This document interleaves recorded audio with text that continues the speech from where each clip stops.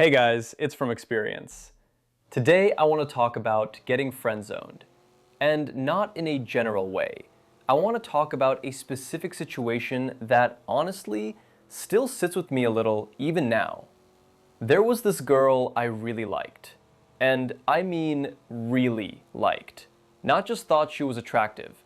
There was something about her that I was into on a different level, and I handled it terribly.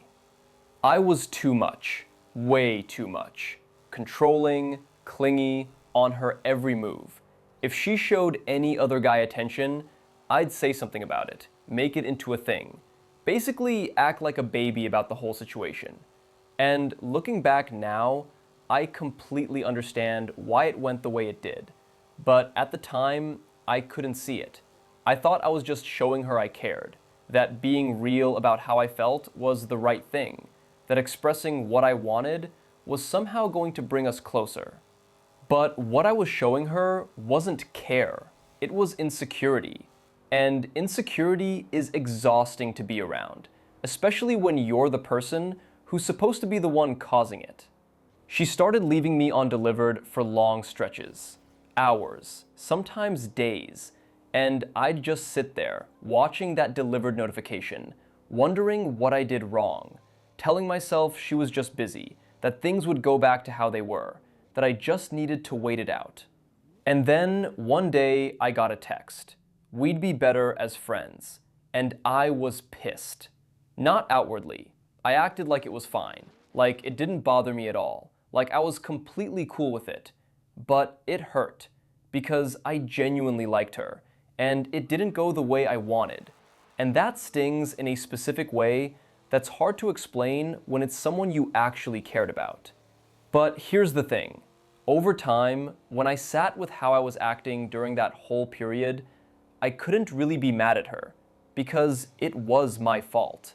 Not completely, but mostly. The clinginess, the need to monitor who she was talking to, the constant low-level anxiety that showed up in everything I said and did around her. That's not attractive. That's not what anyone wants to be around long term. And on some level, I think I knew it even then. I just couldn't stop myself from doing it anyway. Because when you really like someone and you're not yet secure enough in yourself, that fear of losing them makes you grip tighter. And the tighter you grip, the faster they pull away. That's almost a law at this point. And that rejection took some time to recover from. More than I'd probably admit to most people. And here's something I haven't really said before. It still affects me now. Even years later, it takes longer for me to fall for someone. I can feel myself holding back in the early stages, not getting as attached as I maybe should be given how much time we've spent together. Like, there's this part of me that learned the lesson so hard, it built a wall without asking my permission. And I'm not sure that's entirely healthy, but I understand where it comes from. What that experience taught me, though, is something I carry with me now.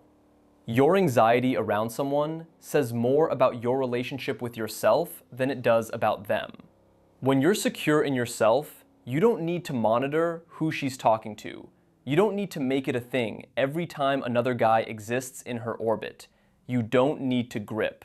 Because you trust yourself enough to know that if she wants to be there, she will be. And if she doesn't, you'll be okay either way.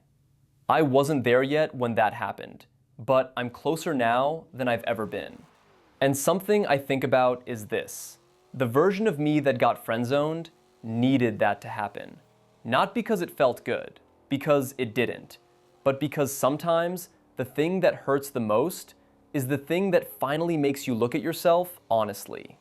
And getting friend-zoned by someone I really liked, as uncomfortable as it still is to think about, was one of those things. So maybe it needed to happen exactly the way it did. That is all for this one. If any of this resonated with you, drop a comment below. Subscribe for more from experience. Catch you in the next one.